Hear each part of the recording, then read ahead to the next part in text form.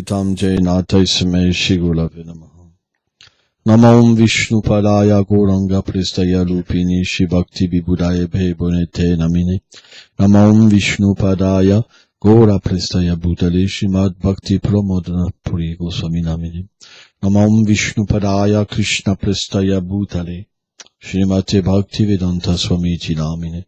Namam Vishnu Padaya Krishna Prestaya Bhutale Shrimate Bhakti Shaka Shiladev Swami Namine. Namam Vishnu Padaya Krishna Prestaya Bhutale Shrimate Bhakti Siddhanta Sarasvati Namine. Shai Shiva Madhvaguda Sarasvat Sampadaya. Qu'est-ce qu'on ferait sans l'association des Vaishnavas? Est-ce qu'on chante sans l'association des Vaishnavas? Est-ce qu'on se rappelle de Krishna sans l'association des Vaishnavas? Est-ce qu'on mange du prasad sans l'association des Vaishnavas? Est-ce que pour voir les déités sans l'association des Vaishnavas? Est-ce qu'on peut adorer les déités sans l'association des Vaishnavas? Est-ce qu'on peut apprendre à devenir un Vaishnava? C'est pour ça, c'est le principe le plus important. S'il n'y a pas de Vaishnava, on fait aucun progrès. C'est pour ça les gens d'intelligence, ils viennent écouter les Vaishnavas. Les gens qui n'ont pas d'intelligence, que Maya a dérobé l'esprit, alors ils sont pas intéressés. Pas écouter les Vaishnavas, pas voir les Vaishnavas. Alors bien sûr, les Vaishnavas ont différents états d'âme dans leur cœur. Ils ont deux aspects. Un aspect interne, où ils ont une relation avec Radha et Krishna et leurs servantes, et leurs serviteurs aussi. Et un autre aspect où ils servent la mission de Srimati Radharani à travers le gourou dans le monde matériel. Parce que, ultimement parlant, Srimati Radharani est la commandante suprême. La preuve, c'est que Krishna, on l'appelle Madan Mohan, celui qui fascine tous les êtres. Tout le monde est fasciné par Krishna. C'est simplement que dans ce monde matériel, on est fasciné par son énergie. Regardons l'énergie matérielle. Une femme voit un homme, elle est fascinée. Elle va donner sa vie pour un homme. Mais en fait, si on regarde bien,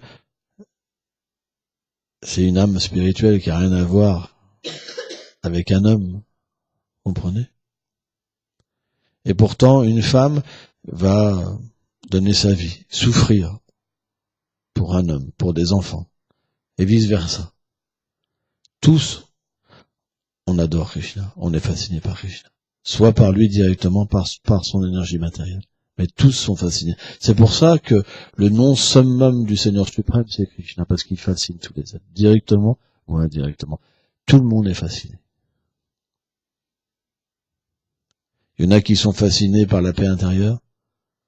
Il y en a qui sont fascinés par la guerre.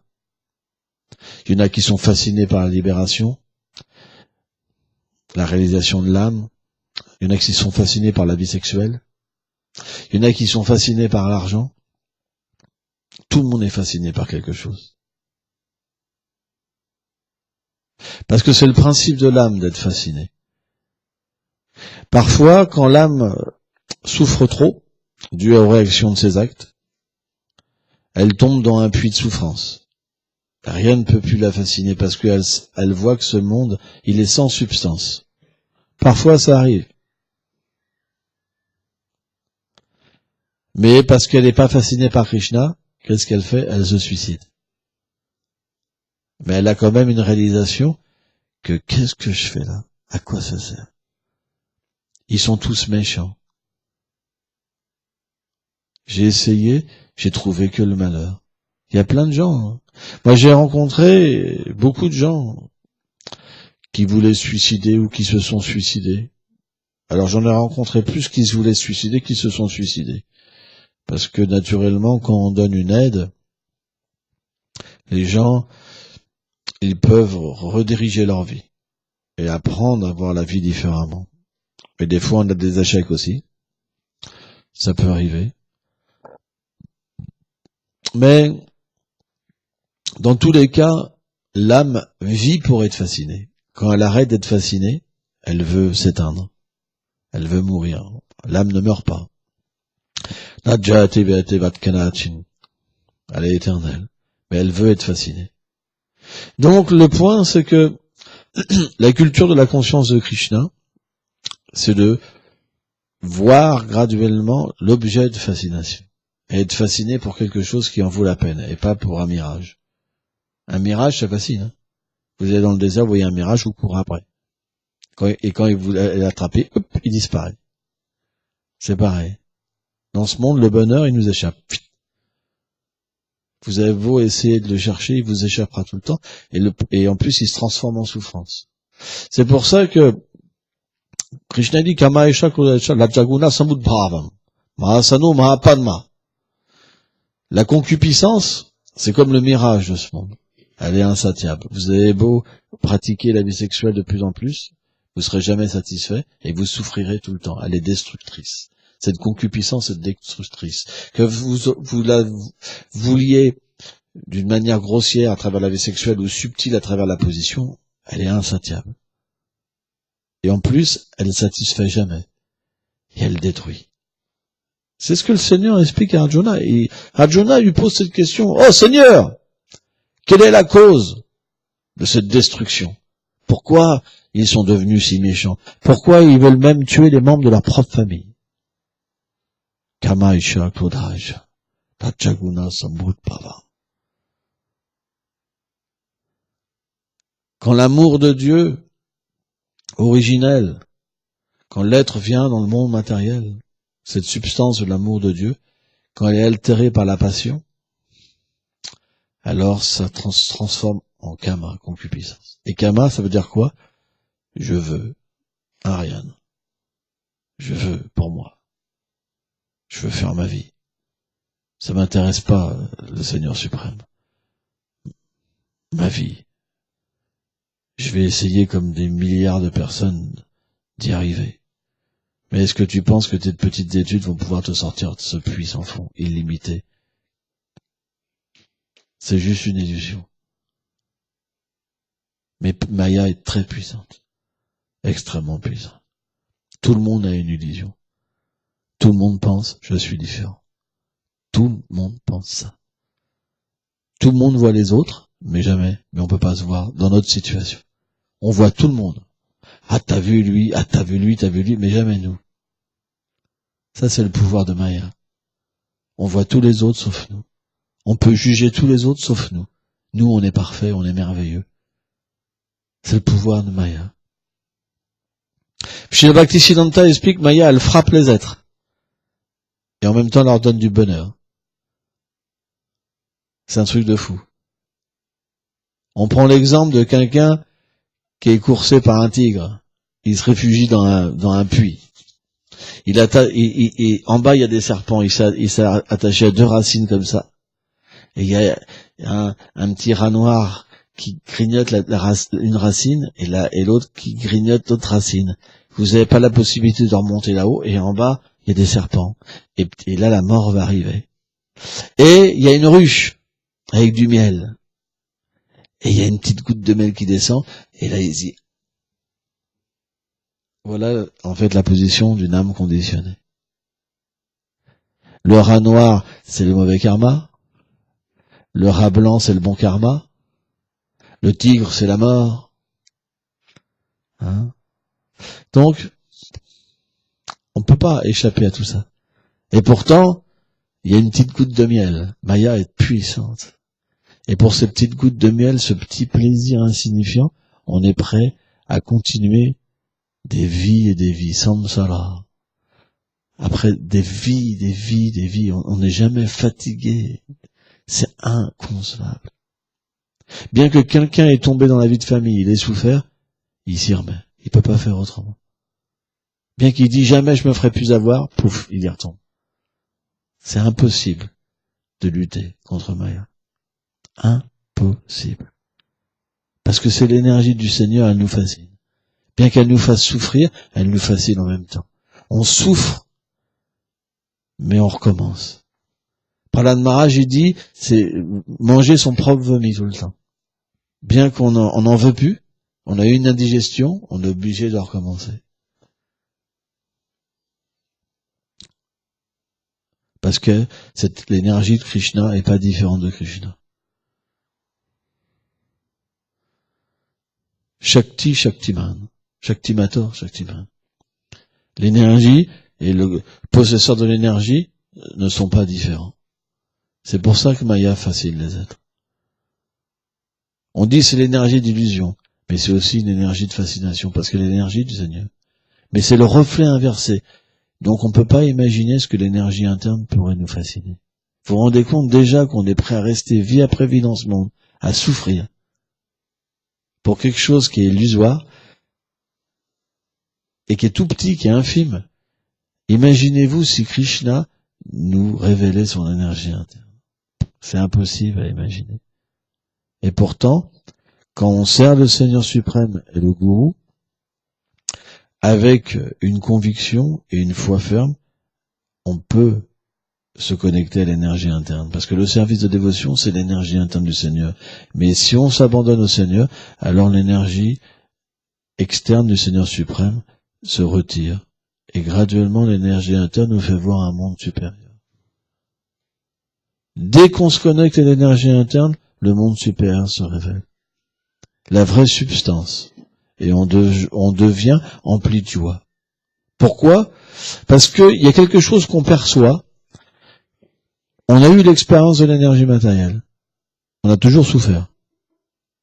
Donc quelqu'un qui réalise ça, il a peur de l'énergie matérielle. Parce qu'elle lui dit sous la forme d'une femme, viens, je t'aime, tu m'es si cher. Ou sous la forme d'un homme, regarde, je suis le héros, regarde mes bras puissants. Je vais te sauver, toujours te protéger. Les femmes adorent ça. Quand un homme lui dit comme ça, je te promets toute la vie, je te protégerai. La femme, elle est conquise. Voilà. Carpette. Et quand la femme, elle va au pied de l'homme, et que l'homme, il sent qu'elle prend refuge en lui, l'homme, fini, plus personne. Et tous les deux, ils se perdent, en fait. Ils peuvent plus toucher pied. Ils se perdent. C'est pas possible. Ils se regardent dans les yeux. Et ils vaguent dans les sentiments. C'est comme ça, hein. C'est très puissant. Extrêmement puissant. C'est comme ça. Personne ne peut lutter contre ça. C'est impossible. Sauf si Shrimati Radharani elle-même vient nous sauver. Et nous permet, au lieu d'aimer égoïstement les gens pour nous, de les aimer en tant que Vaishnav. Ça, c'est possible. Aimer un Vaishnav, c'est possible avec des sentiments. C'est pas contradictoire. Mais ça veut dire qu'elle est au milieu. Et c'est beau et c'est pur. Vous comprenez? Il n'y a pas de choses mal. Ils vont ensemble vers Radha et Krishna. Vous comprenez? Ça, c'est beau. Ça, c'est la miséricorde, en fait, de l'énergie interne. Elle vient au milieu, comme ça, sublimer les choses. Faire en sorte que l'illusion matérielle se transforme en quelque chose de merveilleux. Les couples Vaishnav qui sont sincères, en fait, c'est pas l'illusion. C'est authentique. Simplement, un brahmachari fanatique dirait que c'est pas authentique. Regarde-les, ils sont attachés, ils sont trop, regarde, c'est dégueulasse, ils sont attachés, regarde-les, ils sont dans l'illusion. Alors que lui, il est attiré par les femmes, par exemple. Vous comprenez? Quand il voit une femme, son cœur bat, mais il réprimande son attirance, et il s'en prend à des gens qui sont mariés, etc. C'est une genre de méchanceté parce qu'il y a une frustration intérieure, par exemple. Mais un brahmachari qui est honnête, ou un sannyasi qui est honnête, et qu'il comprend en fait que Radha et Krishna peuvent harmoniser toutes choses tellement belles, et alors il voit la beauté en fait dans les choses. Il dit oh, c'est des Vaishnavas, tu vois. C'est tellement rare, ils donnent leur vie ensemble, c'est tellement rare, c'est tellement beau. Il y a une appréciation.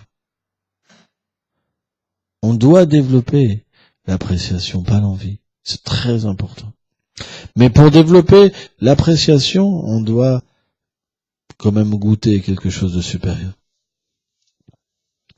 Parce que si on n'a pas une réalisation intérieure de notre position éternelle, quelque part, alors on va mettre tout sur notre bas niveau. Ce qu'on a dans le cœur, c'est ce qu'on verra. Si on a la haine, on verra que tout le monde a la haine. Si on a la concupiscence, on verra que tout le monde a la concupiscence. Nos problèmes sont comme des lunettes. Ils nous teintent la vérité. C'est pour ça qu'on doit étudier. Parce que le mental, c'est comme une paire de lunettes. Il nous fait voir simplement ce qu'on a dans le cœur. Mais si on met les lunettes de l'intelligence et qu'on étudie, alors on pourra voir que c'est pas forcément la réalité. Et alors on va se reprendre nous-mêmes. Qui t'a dit que c'était pas une bonne personne? Si, ça se voit. Il est pas rasé. Oh. Quel Shastra dit ça? Je sais pas. Alors, tu peux pas dire ça. Peut-être. Non, tu devrais plutôt dire, regarde, ce beau Vaishnav, plein de connaissances. Je devrais véritablement le respecter. Oh, d'accord. On doit éduquer le mental. Le mental, ça s'éduque. Le mental, c'est pas un être. C'est simplement des impressions qui font qu'on parle d'une certaine manière, on voit d'une certaine manière, on agit d'une certaine manière, on a des désirs, Dieu a des vies passées. Mais on peut l'éduquer, le mental. Hein? Jai Shishita Vishvambal ki jai, Jai Shilanda Yashoda Gopal ki jai, Shilam Dieu ki jai.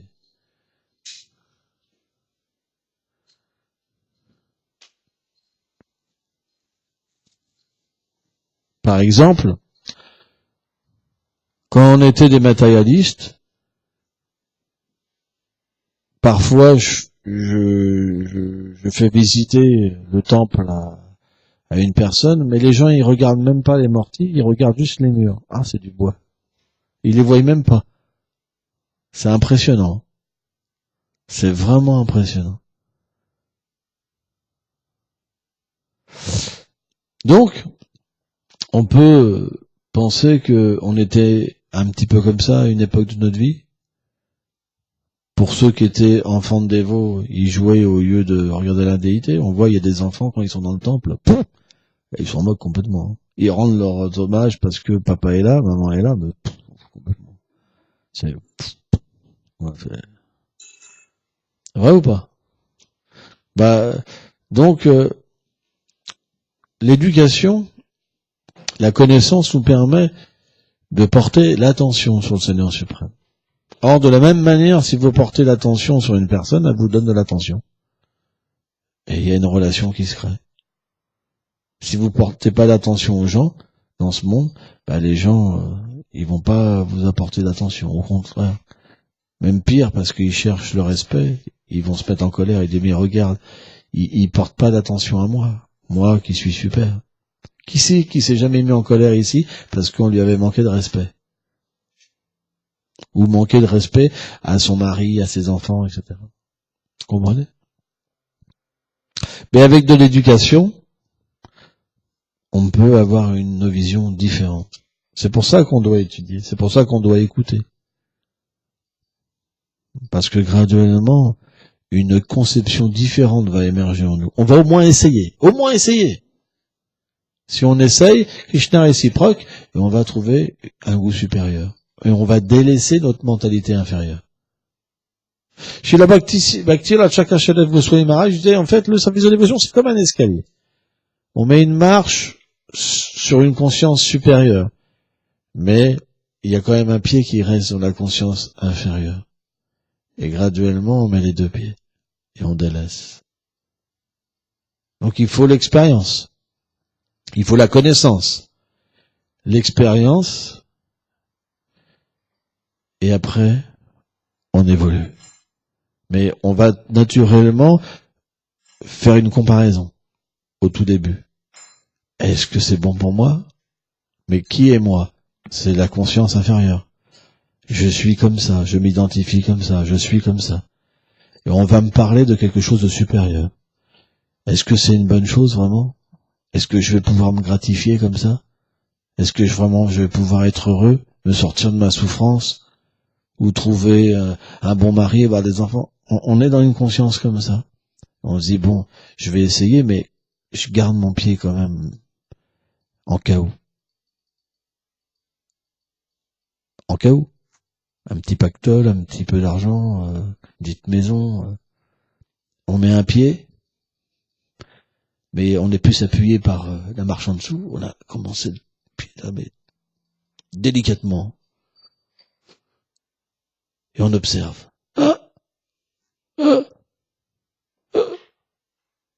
C'est un peu comme ça. Et puis finalement, je sais pas quand même. Hein. Parce que on a peur d'évoluer, on a peur de s'abandonner. On est très attaché à notre fierté. Puis dès qu'on touche la marche supérieure, ça purifie. Mais il y a un goût supérieur quand même. Donc parfois on essaie de remettre le deuxième pied en bas, mais c'est difficile. Et graduellement, on va réaliser que la plateforme supérieure, elle est mieux pour nous. Elle est plus proche de notre réalité. Quand l'illusion s'en va, naturellement, on est plus heureux. Et alors, on va avoir la force un jour de mettre les deux pieds. Et quand les deux pieds sont là, alors on se réidentifie à notre conscience. Et dans cette conscience-là, on prend conscience, excusez-moi de la répétition des mots, qu'il y a une autre marche. On la voit plus haute. Et on se dit, oh là là là là. Le même scénario arrive. Au début, c'est très lent. Et graduellement, là, ça va de plus en plus vite. Shila Bhaktivedanta Swami Prabhupada disait au début, c'est très lent l'avancement spirituel. Parce qu'il y a une grande purification. Mais après, on court. C'est juste les premiers instants qui sont difficiles. On a du mal avec la vie sexuelle, on a du mal avec arrêter de manger de la viande, tout ça. Après, c'est la reconnaissance, c'est ceci, c'est cela. Et puis, graduellement, et arrivé à un certain stade, alors c'est rapide. Mais le début, c'est lent. C'est pour ça que beaucoup se découragent. Parce qu'on a peur. On a oublié notre identité. On a oublié notre relation avec Dieu. On a peur. C'est comme quand on a peur du noir.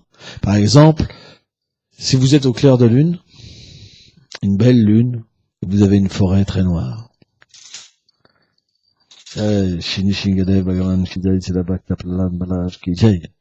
vous entendez comme ça, ouh, ouh, dans la forêt, ouh, ouh. Imaginez-vous comme ça. Vous êtes dans un champ comme ça, c'est la pleine lune. C'est à minuit pile.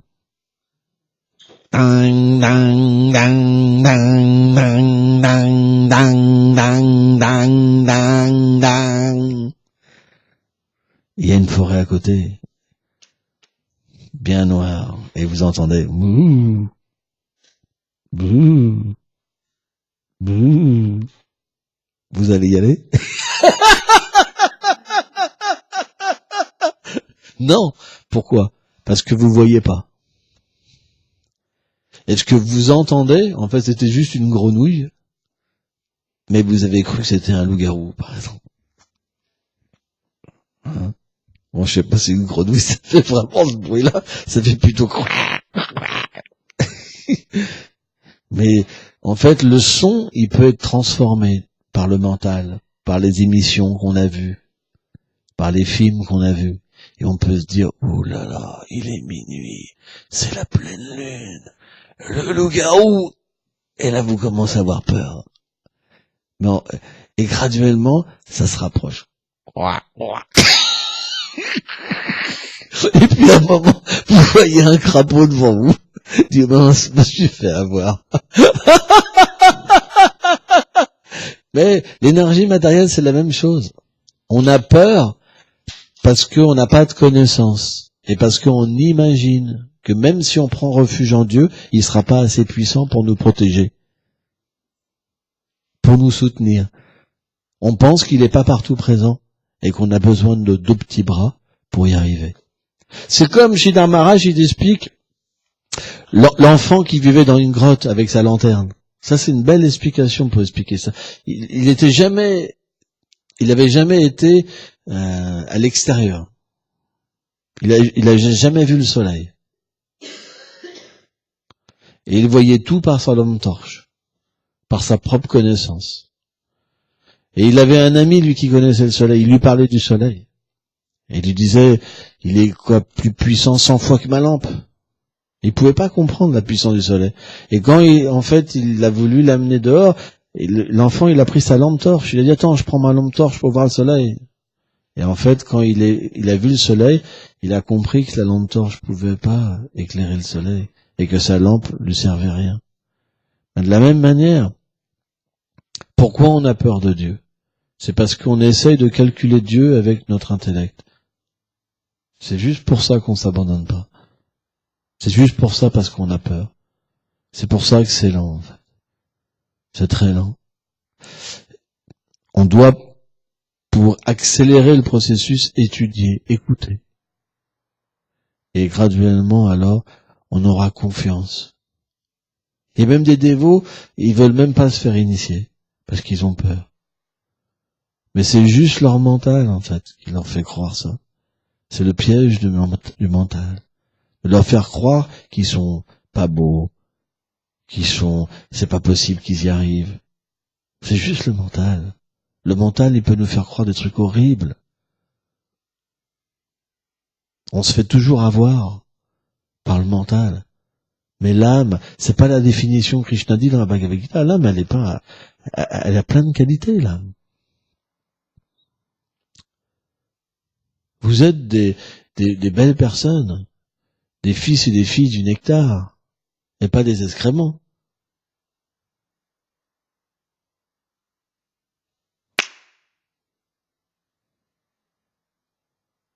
Comprenez? On est fait pour manger du nectar, pas des immondices. De la même manière, on n'est pas une immondice. On est pur, sauf qu'on est recouvert. Mais on va pas s'identifier à ce qui nous recouvre et ce qui est pas beau. On doit apprendre à s'identifier à ce qui est beau. Sans ça, on ne pourra pas progresser. C'est très important à comprendre. Si on veut progresser, on doit comprendre qu'on est une belle chose. Et aller vers cette réalité.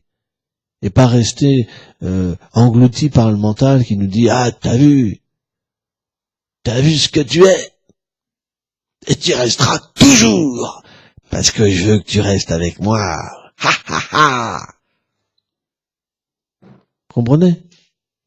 Non.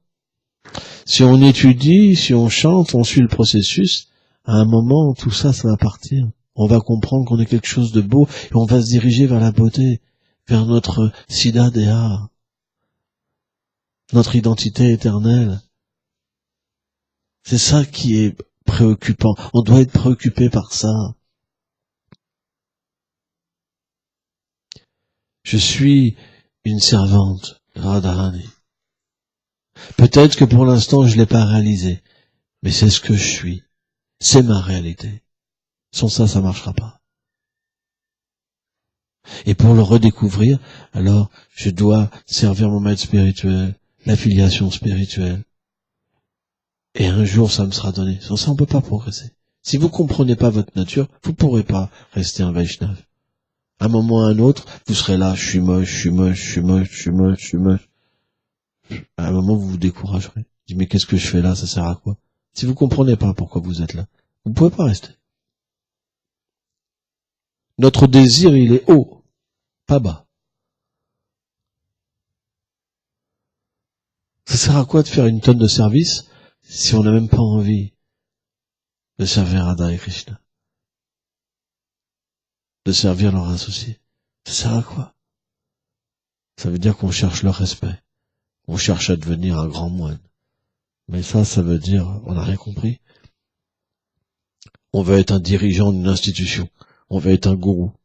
Et ça veut dire qu'on n'a rien compris. Notre désir, il n'est pas là. Ça, c'est externe, c'est un service. Être gourou, c'est un service. On n'est pas identifié à ça. Notre but, il est plus élevé.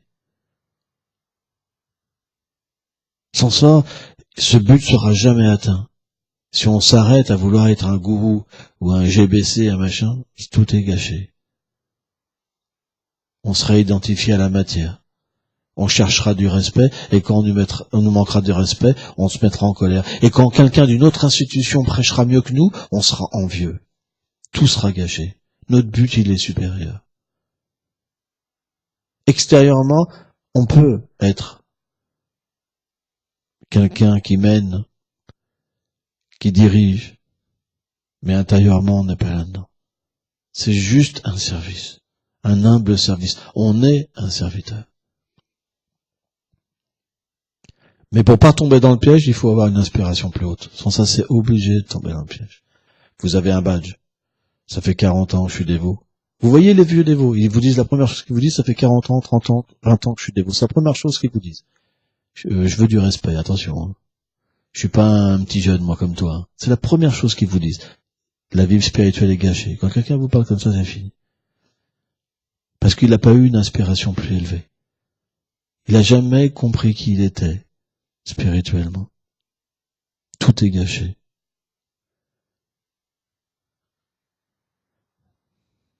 Mais c'est inévitable. C'est la majorité qui tomberont là-dedans. S'ils sont pas avertis. C'est pour ça qu'on doit parler de ce haut désir. On doit en parler. Sans ça, tout sera gâché. S'il ne s'éveille pas en nous, on aura d'autres désirs. Dans ce monde, il n'y a qu'une chose, c'est le respect. Il n'y a pas d'autre chose. Le revers de Préma, c'est Kama. Préma, l'amour de Dieu, quand c'est inversé, c'est Kama, la concupiscence. Kama, ça veut dire respect. Je veux du respect. Je veux devenir quelqu'un dans ce monde. Les gens, ils vont gravir des monts, l'Himalaya, traverser la mer à la nage, juste pour avoir un nom. Ils sont prêts à mourir pour ça. Pour Pratishta, le respect. C'est pas des blagues. Sarkozy disait même qu'il y avait que quand il se rasait qu'il pensait pas à la présidence. Imaginez-vous. Sarkozy, c'est l'incarnation du Pratishta. Mais ils sont tous comme ça, tout le monde. Donc c'est très difficile à y échapper. La seule façon d'y échapper, c'est de vouloir quelque chose de supérieur. Donc il faut une bonne association. Ok. All Pavandi.